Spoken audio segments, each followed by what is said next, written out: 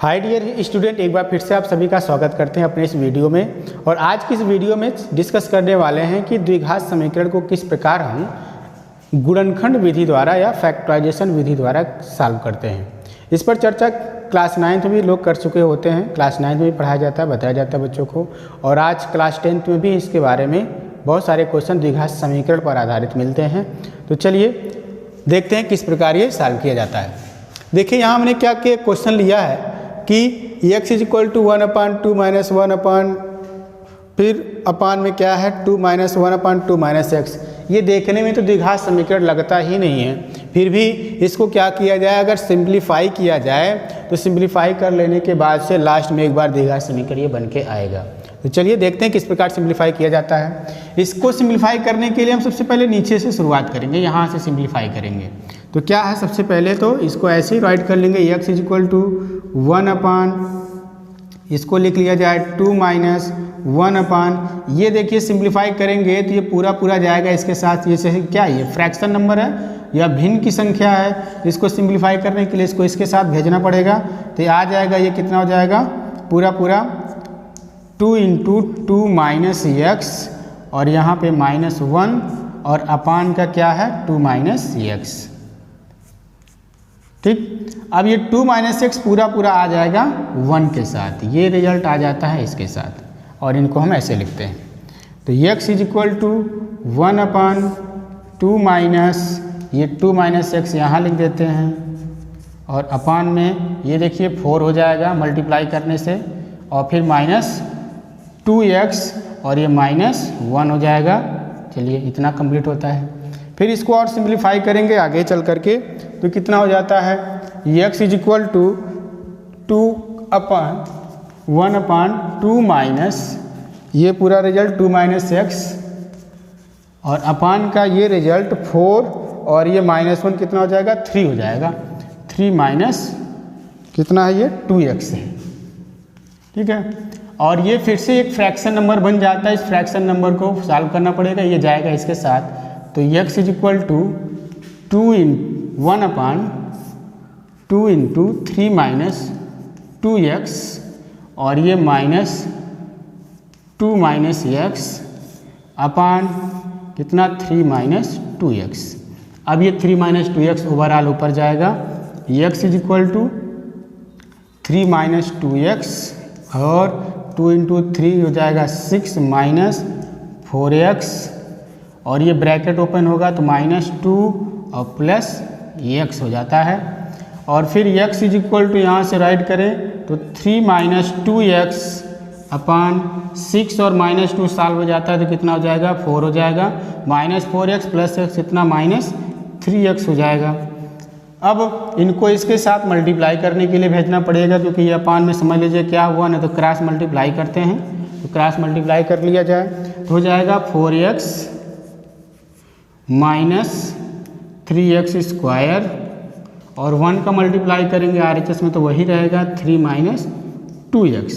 ठीक, इतना हो जाने के बाद से फिर से क्या करते हैं, इन सब को RHS में लेके चले जाते हैं। ये पूरा टर्म कहाँ लेके जाएंगे RHS में, तो देखते हैं क्या आता है निकल करके। तो जाएगा पहले से ये -3x² RHS में जाएगा तो 3x² प्लस का हो जाएगा। ये 4x प्लस का है RHS में जाएगा तो -4x हो जाएगा।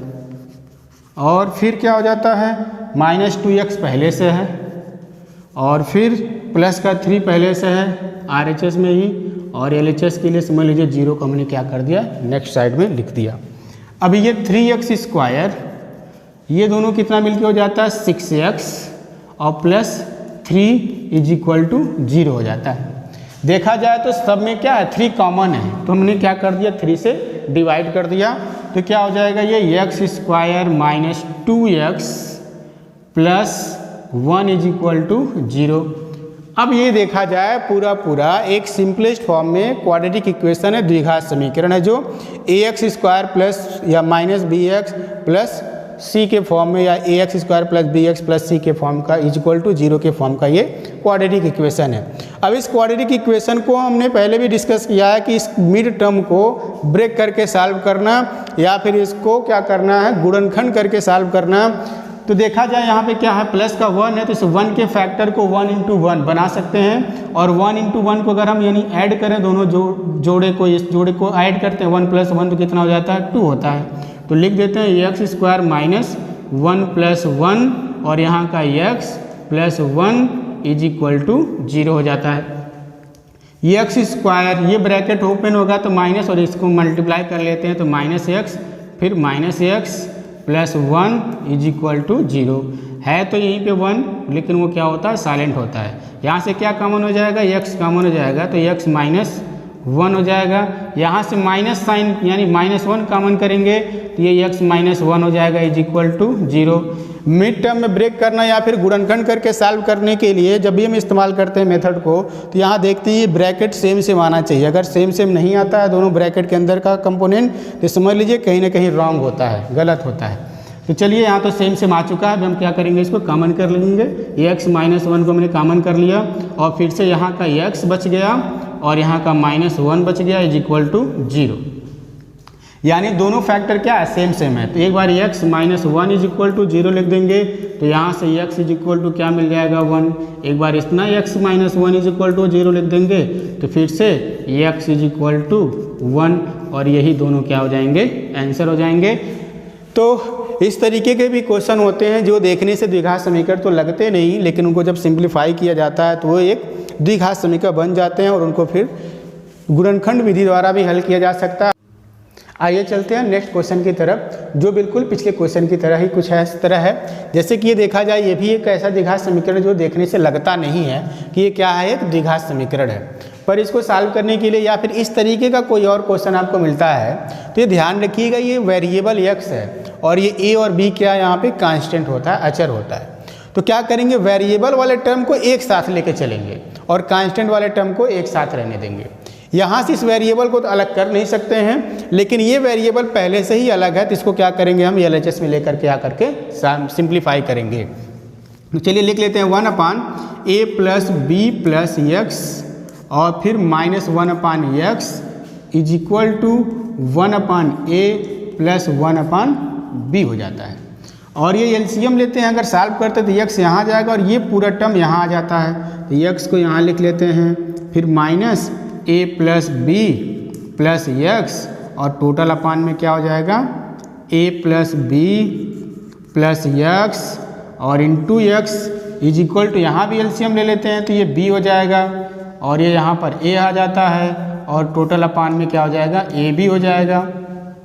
ठीक है, इस ब्रैकेट को हम क्या करते हैं, ओपन करते हैं तो क्या मिल जाता है, x - a - b - x upon a + b + x और बाहर कौन है, x है यहाँ का, और इसको सीधा कर देते हैं a + b अपान क्या चीज़, ab। यहाँ x क्या हो जाता है, कैंसिल हो जाता है और यहाँ से माइनस साइन कॉमन कर लेते हैं तो ये हो जाएगा -a + b और टोटल अपान क्या चीज़, a + b + x और बाहर कौन है, x है, = a + b और अपान में क्या चीज़, ab। ठीक, ऐसा कर लेने से यहाँ से चाहें तो हम देख सकते हैं ab क्या हो जाएगा, बोथ साइड है, ये कैंसिल भी हो जाएगा। चलिए कैंसिल कर देते हैं, पर यहाँ पे क्या है, 1 बचा रहेगा तो लिख देते हैं 1 या -1/a + b + x और = 1/ab हो जाता है। क्रॉस मल्टीप्लाई कर लें, एक टर्म छूट जाता है x तो उसको भी लिख लेते हैं।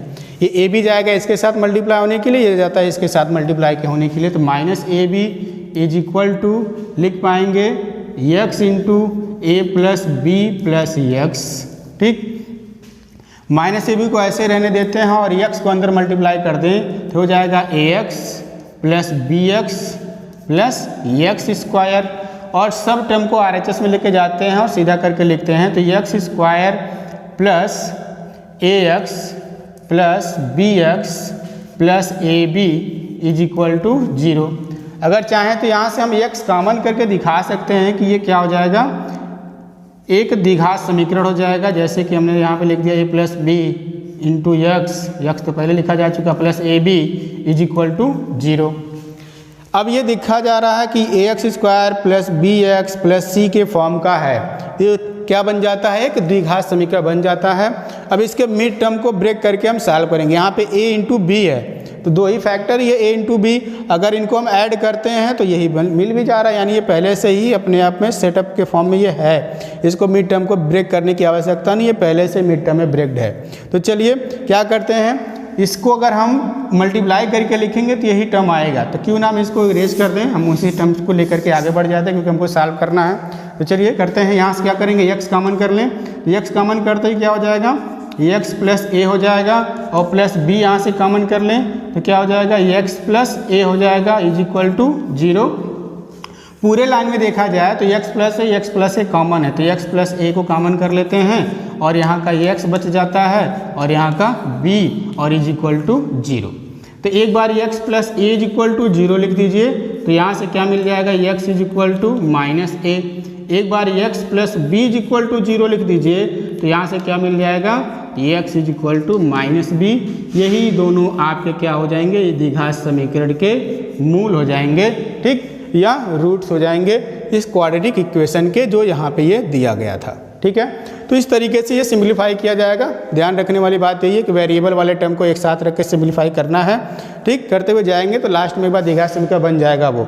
यानी इस तरीके के भी क्वेश्चन होंगे जो आपको देखने से लगते नहीं है कि वो द्विघात समीकरण होंगे, और उनको भी क्या किया जाएगा, द्विघात समीकरण को बनाने के बाद या तो गुणनखंड विधि से किया जा सकता है या फैक्टराइजेशन विधि से किया जा सकता है, नहीं तो अगर इससे नहीं होता तो श्रीधराचार्य फार्मूले से आप कर सकते हैं। ठीक, चलिए देखते हैं थर्ड क्वेश्चन को किस प्रकार से गुणनखंड विधि द्वारा हल करते हैं। जैसे कि भी यहाँ देख रहे हैं x square minus 2ax plus a square minus b square is equal to 0।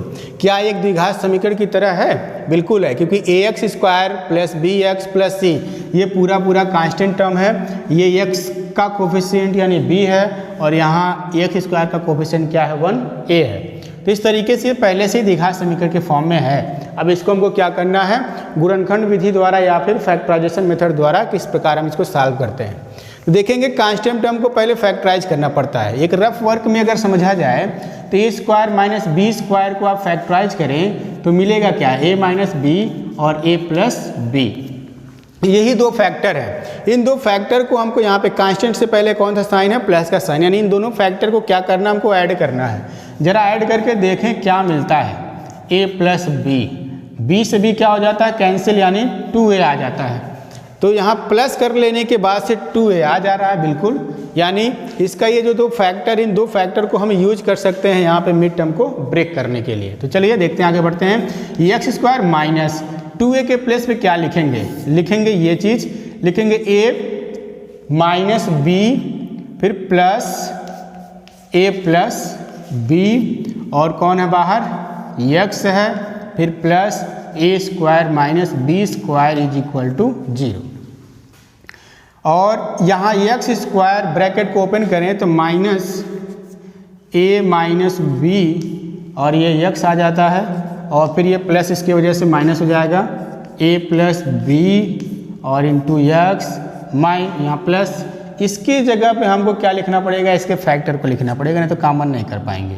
तो a माइनस बी हो जाएगा और a प्लस बी हो जाएगा और इज इक्वल टू 0 हो जाएगा। अभी यहाँ से क्या कॉमन है, x कॉमन है, तो x को हमने कॉमन कर लिया, यहाँ एक x बच जाता है माइनस, और यहाँ a माइनस बी और x तो चला गया बाहर। यहाँ और यहाँ से देखा जाए क्या कॉमन है, कॉमन हमको a प्लस बी मिल रहा है, तो लेकिन हम क्या करेंगे, हमको ये x कैसा चाहिए, प्लस का चाहिए। अगर हम a प्लस बी कॉमन कर लेंगे तो ये माइनस साइन इसके साथ छूट जाएगा, इसलिए क्या करेंगे, माइनस a प्लस बी को कॉमन करेंगे, और ऐसा करने से ये x जो माइनस का बच रहा था वो कैसा बच जाएगा, प्लस का हो जाता है।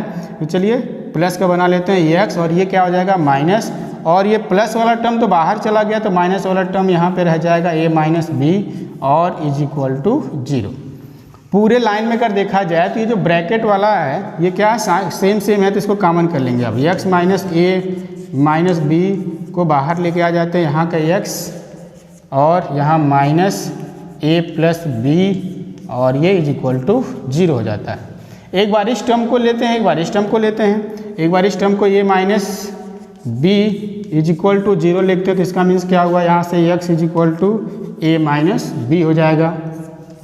दूसरा टर्म अगर इसको लेते हैं x minus a plus b ले लेते हैं इज इक्वल टू 0, तो ये क्या हो जाएगा x is equal to a plus B.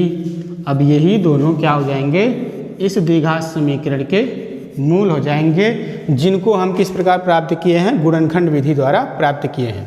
एक इसका शॉर्टकट मेथड है, अगर देखना चाहें तो इसको दूसरे मेथड से भी सॉल्व कर सकते हैं। क्या कर सकते हैं, इतने पूरे को हम एक बना सकते हैं ए माइनस बी का होल स्क्वायर।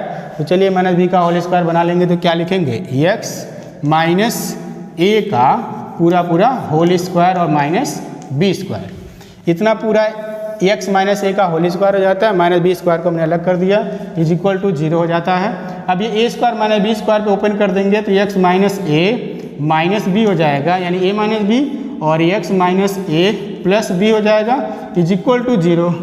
और फिर x इज इक्वल टू यहाँ से लिखना चाहेंगे, एक minute, x minus a minus b is equal to 0 लिखेंगे, और फिर यहाँ से क्या लिख सकते हैं, x is equal to a plus b, पहला मूल आ जाएगा निकल के। दूसरा वाले को लेते हैं x minus a plus b is equal to 0, तो यहाँ से इम्प्लाई क्या हो सकता है, x is equal to a minus b, यानी ये दोनों आंसर इस तरीके से भी हम प्राप्त कर सकते हैं। लेकिन ये सारे क्वेश्चन में नहीं, पर्टिकुलर इसी क्वेश्चन में इस तरह किया जा सकता है, सब में ऐसा नहीं हो पाएगा। ठीक है, आशा करते हैं ये आपको बहुत अच्छे तरीके से समझ में आया हो तीनों के तीनों क्वेश्चन। थैंक यू एंड धन्यवाद।